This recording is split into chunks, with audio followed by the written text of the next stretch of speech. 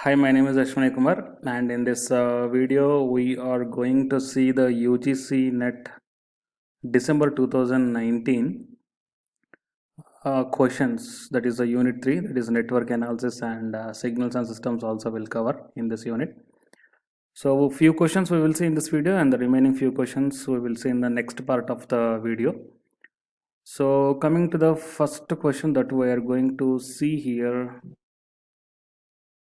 is this one, the correct representation of the waveform. So here one waveform is given and they're asking for the correct representation of the waveform is.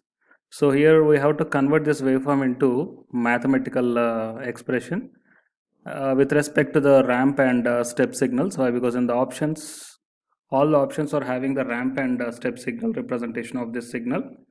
So here generally what we are going to do is that first we are going to take the properties. That means we're having the different signal transformation properties, just like the time shifting property and a time scaling property and amplitude scaling property.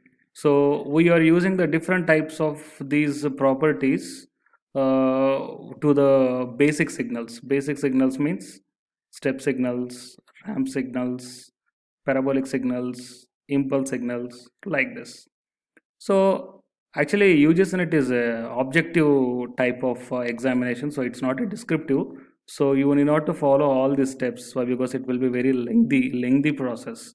The only simple thing that you have to find out and to identify to get the correct answer to the given question is that if you observe at this point, let's take it is a x of t and it is a t. So at t is equal to 1, what is the value of x of t? 0, right? And similarly, at t is equal to 2, the value of x of t also 2. So that we can understand with respect to the graph. So let us substitute these values in this given expressions. So here they given as a s of t, anyhow not a problem, either s of t or x of t, anything is fine. I took it say x of t, right?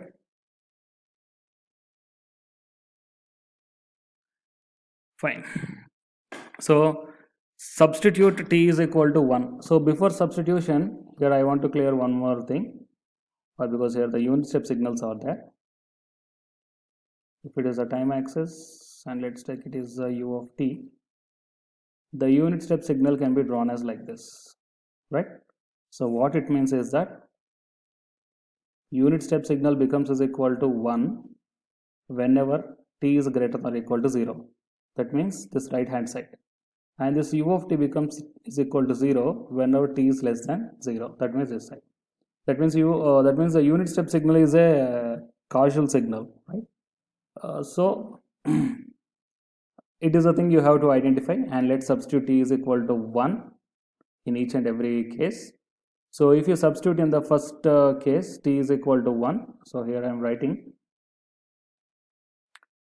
in the first option t is equal to 1, u of 0, u of 1 minus 1, right? So 2 into 1 is 2, u of 0 value is 1, minus 2 into 1 is 1, u of 1 value is 1, plus 2, u of minus 1. Actually negative side there is no step signal, so u of minus 1 becomes is equal to 0. So finally what it is, 2 minus 2 is equal to 0. So it is satisfying this condition, right? Let's substitute this t is equal to 2 also, then we will find out. So in the same first thing, so if t is equal to 2, then what happens is that 2 into 2, u of 1 minus 2 into 2, u of 2 plus 2 into u of 0. That becomes is equal to 4 minus 4 plus 2, right? That becomes is equal to 2. So both these two values are perfectly matching if we substitute in the first option, right? So that's why here the correct answer is the first one. If you want, you may check for any one of the other options also. So just like I'm just doing the one more checking. Let's substitute t is equal to 2 in the fourth option, right? So t is equal to 2 means 2 into 2 minus 1 1, u of 2 minus 1 1, minus 2 minus 2 0, so this entire thing will be vanished, minus 2 u of 2 minus 2 2 minus 2 means 0, right? That becomes is equal to, anyhow this term is vanished, so 2 into 1 2, anyhow u of 1 value is 1, minus 2 into u of 0 value is also 1, so 2 into 1 becomes is equal to, that is equal to 0. So at t is equal to 2, if I substitute in the fourth option, I got x of t value as a 0. But what is x of t value here? It must be the 2. That means the fourth option is a wrong one. So like that, you may check in any one of these four options, but definitely you have to substitute, mean whatever the option you are thinking it is correct. Just please verify with both these two values. Verify with t is equal to 1 and verify with t is equal to 2 also. So if you are getting exact values, that means that t is equal to 1, x of t is equal to 0, and t is equal to 2, x of t value must be 2, then only you have to opt that answer or the option. So it is a way of doing. You please don't go to the shifting properties, scaling properties, all these things on the step ramp, I mean on the basic signal. So it will be the some, of course, it is all the descriptive process. Okay, you need not to do such type of things for the multiple choice based examinations, right? And now coming to this second question, here they given that decimation and time algorithm is the class of. So actually decimations and interpolations, both these two are the different main concept related to the sampling rate. Decimation and interpolation.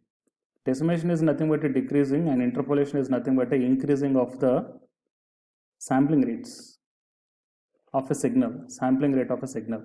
That means if you take any one analog signal, if you want to convert this analog signal into the digital signal, we have to first sample this one. So sampling means we are going to get the samples like this, right?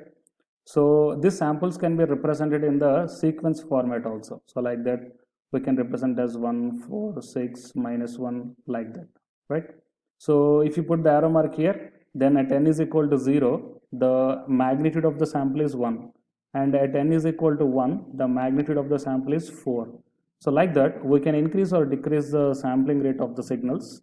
And this concept is nothing but a decimation and interpolation. This concept we are using for the discrete Fourier transforms, right? We are not using for the Z and the Laplace and the fast Fourier transform. We are using such type of things for the discrete Fourier transform. Why? Because the name itself, it is representing discrete. See, always the sample signal is discrete in time and continuous in amplitude. So such type of signals are called the discrete signals. So for the discrete signals, we are going to use the discrete Fourier transforms, right? So it is the correct answer. So before this one, you have to understand the meanings of this decimation, interpolation, sampling rates of the signals, and all these things, right? Next, we will see the third question. And coming to this third question, for a periodic signal f of t satisfying the Dirichlet conditions, then the Fourier series consists of. So whatever the periodic signal that is satisfying the Dirichlet conditions, that Fourier series expansion is having just like this: a naught plus sigma n from something to something a n cos omega naught t plus sigma n bn sin n omega t. So like this. Somewhat the Fourier series expansion for the periodic signal will be like this. So here a naught is nothing but a DC term, and it is a cosine term and it is a sine term. That means it contains the DC, sine and cosine terms. All the three will contains. And what exactly the Dirichlet condition is that whatever the signal we are taking, it must be absolutely integrable over a period. That means if you are taking any one period from here to here, if it is a period of a signal, if you integrate the signal, then we have to get some finite value. We should not get the 0. And the signal must have the finite number of extrema in any given interval. That is, there must be a finite number of maxima and a finite number of minima must be there. And the signal must have the finite number of discontinuous, finite number of discontinuous in any given interval. However, the discontinuity cannot be infinite, and the signal must be the bounded signal. It must not be the unbounded signal.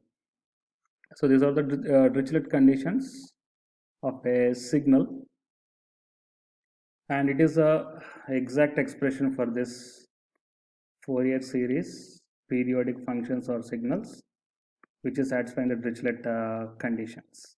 And it is a omega formula, and it is a an formula, and it is a bn formula. And an and bn are nothing but a coefficients, Fourier series coefficients. And if the given signal is a even signal, then we are going to get the dc term and the cosine term only. We will not get the sine term. And if the given periodic function or signal is a odd function, then we are going to get only the sine terms. We will not get the dc or the cosine terms. So like that we can identify. So anyhow, for this question, the correct option is the dc terms, cosine terms, as well as the sine terms, right? Next we'll see the fourth question. And coming to the next question, the symmetry property of the discrete Fourier transform is. So actually coming to the symmetrical properties of the discrete Fourier transform, you can see here that x star of n, if we do the discrete Fourier transform to this one, then we are going to get the x star of, that means a star represents the conjugate, right? So x conjugate of minus k. So that means here if you look at these options, x conjugate of n, discrete Fourier transform, x conjugate of minus k. So here the first option is the correct one. Why? Because here also the minus k is there, but here there is no conjugate notation, so that's why third option is not the thing. Anyhow, the second option and the fourth option are absolutely wrong. Why? Because there is no negative, there is no minus k, so we can eliminate the second and fourth one. And coming to the first option, the first option and the third option, here the conjugate is not there in the third option, so that's why it is also eliminated. That means the first option is the correct one. So you have to know the different properties of the discrete Fourier transform. See here, we're having the different properties just like this. The preliminary, while coming to the properties, periodicity property, circular shift, modulation, circular convolution, Parseval's, time reversal, complex conjugate property, x of n, real x of n, and a real and circular symmetry. Okay, circular symmetric properties. So these are the different types of properties.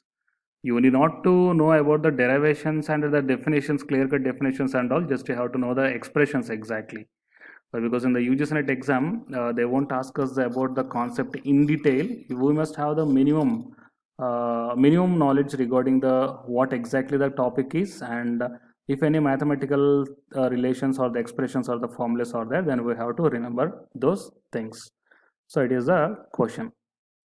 So totally in this video we discussed about how many number of questions? So total 4 questions, and the remaining questions we will see in the next video. So before ending up the session, here I am giving you the few questions. Of course, these are also the questions regarding the UGC NET December 2019. This is third unit. So try to solve this one, and after getting the answer, put those answers in the comment section that we're going to see about this question and this question, ROC of the Z transform, and this question. So Y parameters to the transmission parameters. We will discuss about these 3 questions in the next video, but you too try to solve this one. And if you're getting the answers, so put those options. So I'm putting the question numbers here. So up to now we discussed about the 4 questions, right? So let's take it as the 5th question, and it is a 6th question, and it is a 7th question. So if you get the answers, just put down your answers in the comment section, right? Thank you.